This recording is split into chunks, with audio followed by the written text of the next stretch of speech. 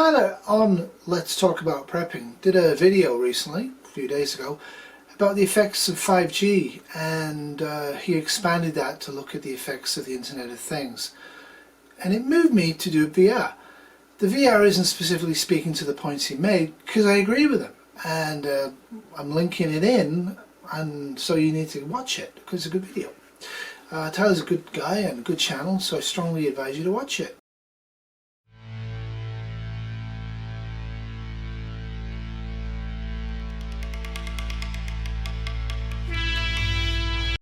Now I kind of need to explain the Internet of Things, so this is it. But for me, the Internet of Things goes back to my childhood. Red Dwarf, an absolutely great TV series, and I recommend everybody gets it, introduced us to the Internet of Things when the AI toaster was developed as a character. The toaster was always very, very upset because nobody wanted it to ever toast. They didn't want toast. Okay, so 5G is coming in. It's been introduced this year and it's going to be finished by 2020. China, South Korea and America, the United States of America, are going to introduce it before anybody else. It's being introduced to increase download speeds and transmission speeds by about 100 times over 3G and 4G. 5G is not the end of it. There will be 6G coming. Now, one of the arguments against this is the fact that the internet's a complete waste of time. I mean, you could be doing something constructive right now, but you're not. You're watching me. Anyway, leaving that aside, what does this actually mean? Well, it means a vast increase in cell phone towers in America. Currently there's an estimated 154,000 cell phone towers in America to give you guys the ability to watch me on your cell phones. 5G is going to increase that number by about 800,000 because the range of the wavelengths when it travels is not as far as regular 3G and 4G. And 2G before that, for those of us old enough to remember the beginning of the internet here. So there's going to be a lot more of these towers. Now they plan to use them on top of traffic lights and street lights and housing.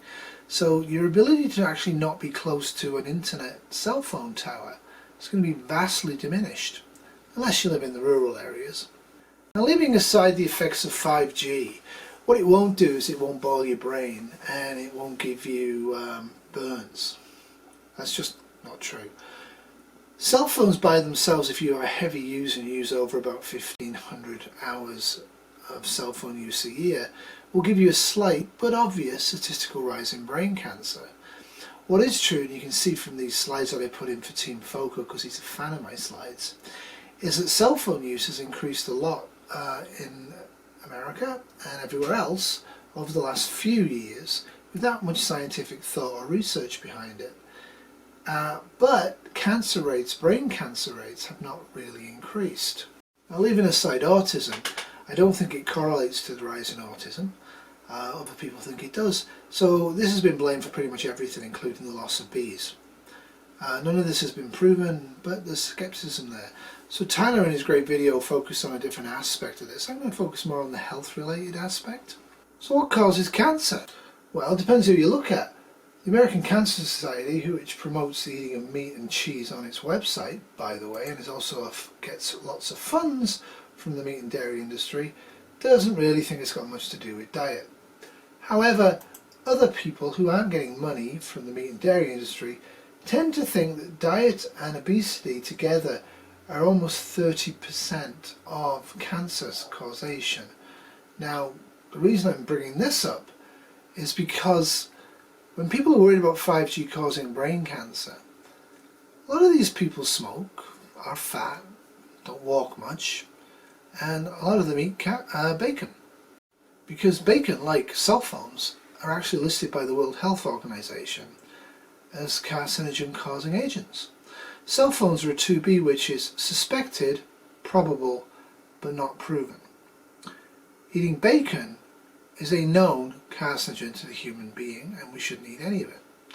But you guys eat it anyway, right? So just to show again how kind of crazy all these arguments are about the health effects of 5G and everybody gets upset about it. If you look at this, on average, vegans live 6 to 10 years longer than people who eat meat. Right? And they're less likely to get heart disease. And for those people who have been brainwashed by the meat and dairy industry, have a good look at this slide. Like seriously, have a really good look at it. And you can see quite clearly that everything else being restrained and constricted and allowed for, the eating of meat and dairy causes cancer, death, heart disease, hypertension, and a whole bunch of other things.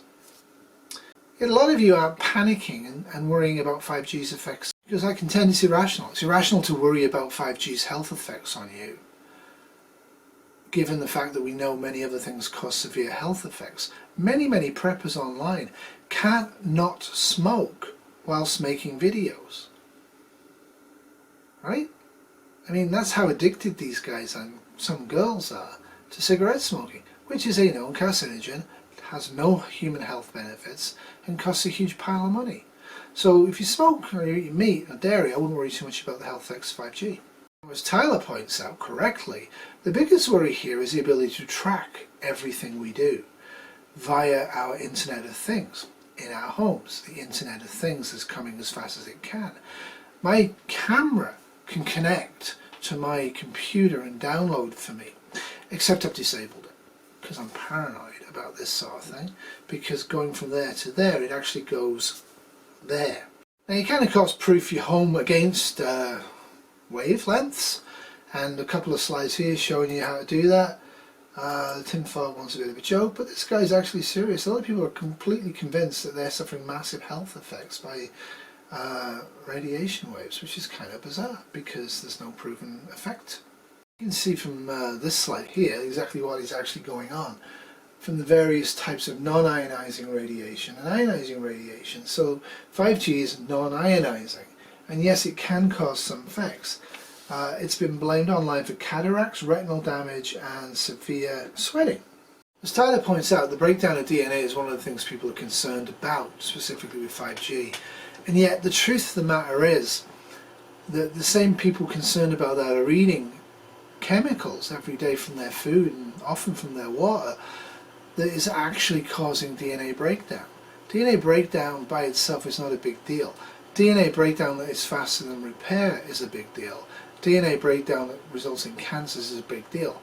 But as I've shown in the slides, cell phones, which are a form of wavelength that 5G is going to use, but in much stronger wavelengths, hasn't really been proven to have a demonstrable effect on human brain cancer, unless you're a massively heavily addicted user with the phone stuck to your head 8 hours a day.